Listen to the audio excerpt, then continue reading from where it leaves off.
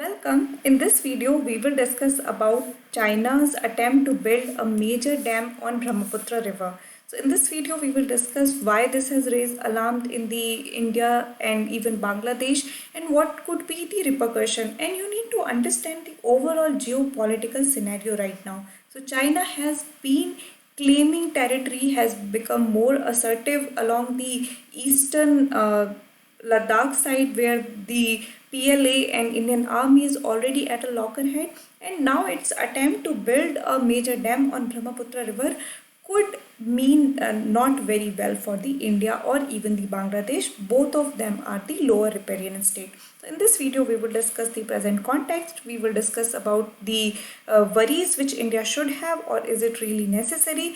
Then we will discuss about the Brahmaputra River. So let's start. Amid simmering border tension with India along the line of actual control in eastern Ladakh, China is planning to build a major hydropower project on the Brahmaputra River in Tibet. So this is the recent context that what happened. China in its 14th five-year plan has decided to go ahead with the construction of a major hydroelectric plant over the Brahmaputra River in Tibet, and this is going to start from the next year. So it's like China has made it quite clear that from next year onward it's going to start its construction of developing a dam or the hydroelectric power plant over the Brahmaputra River in Tibet. This particular thing has raised particular alarms in India as well as Bangladesh. So proposal for dams on Brahmaputra have evoked concerns in India and Bangladesh, the riparian states like the low stream riparian state. And China has downplayed such anxiety, saying it would keep their interest in mind. So far China has said that it will take consideration of the interest of India and Bangladesh, but we never know, because the case with China is it's keep on asserting its claim over the territory. We never know. The idea is that if you really do, the Bangladesh and India both are lower riparian state, which means if China actually built a dam over the upstream at the source of where the river is flowing, it could have major repercussion. Like the construction of dam could cause the course of river to change, and in fact that is one of the proposal. And also, like for an example, at time China would have the power to open the gates, which could eventually lead to the flooding in the area. So in the next slide, we will discuss about the various concerns which India have for this proposal. China's dam building overdrive is a concern because there is no bilateral or multilateral treaties on water. So this is the thing. So if you know, India and Pakistan both are also hostile nation, but they have a Indus Water Treaty.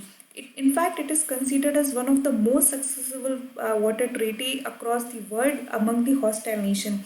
So, Indus Water Treaty between India and Pakistan is a treaty which actually allow for the water sharing, but no such bilateral or multilateral treaty exists for the case of Brahmaputra River.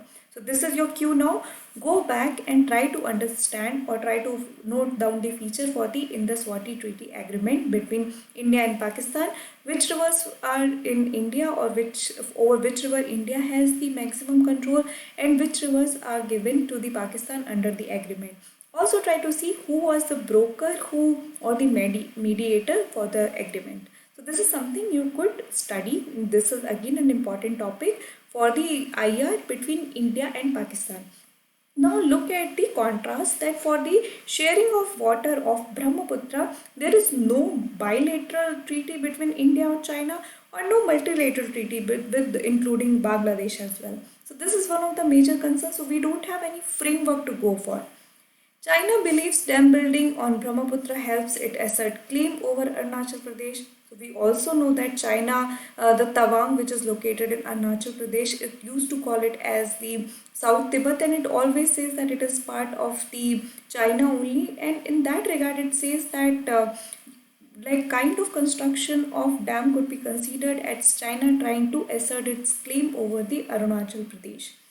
India believes China's projects in the Tibetan Plateau threaten to reduce river flow into India. So, as mentioned earlier, because India is a lower riparian state, if at the upstream the river is kind of like dam is constructed, it could reduce the flow to India. Like it could change the course of the river, or it could simply reduce the flow of the water which was coming to India. Denial of hydrological data becomes critical when the flow in the river is very high. Again, this is the problem that when they do not give the hydrological data, it could become very easy for them to open the dam gate or the sluice gate at any time, which could eventually lead to flooding. So Brahmaputra already flood because of its like the kind of water it gets from the melting of glaciers as well as during the monsoon. So it is a river which actually like flow at a brim, and if again the dam construction could make situation worse for the northeastern plain as well as Bangladesh. So China is contemplating northward rerouting of Yarlung Zangbu. So this is the name by which Brahmaputra is known in China. It is called as Yarlung Zangbu. So it is trying to reroute it towards China side. So that is again a problem. When you change the course of the river, it could have major repercussion.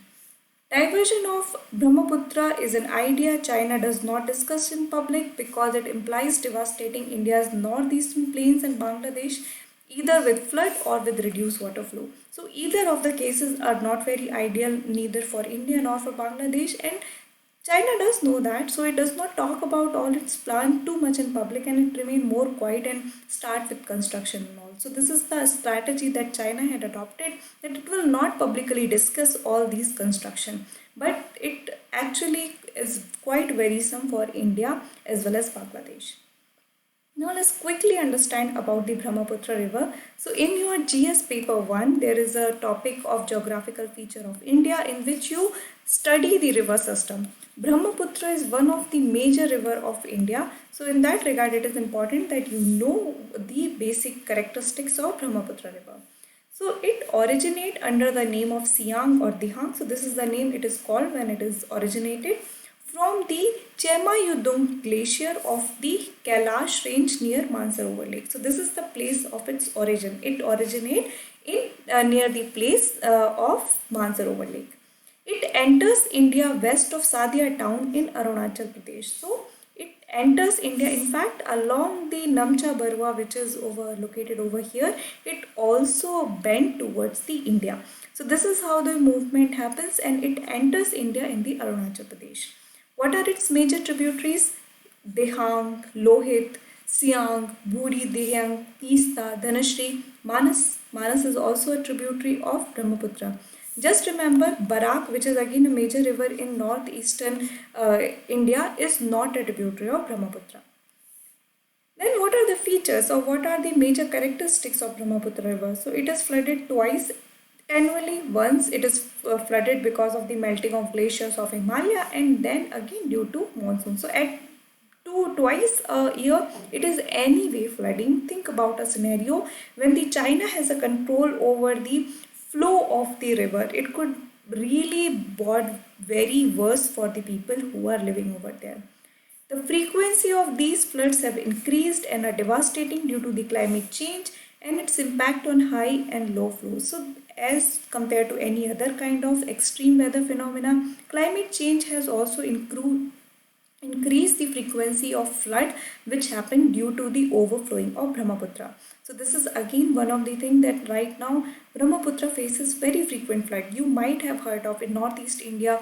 Almost every year now we see that Assam almost face a very severe flood situation. So this is again becoming more frequent because of the climate change also.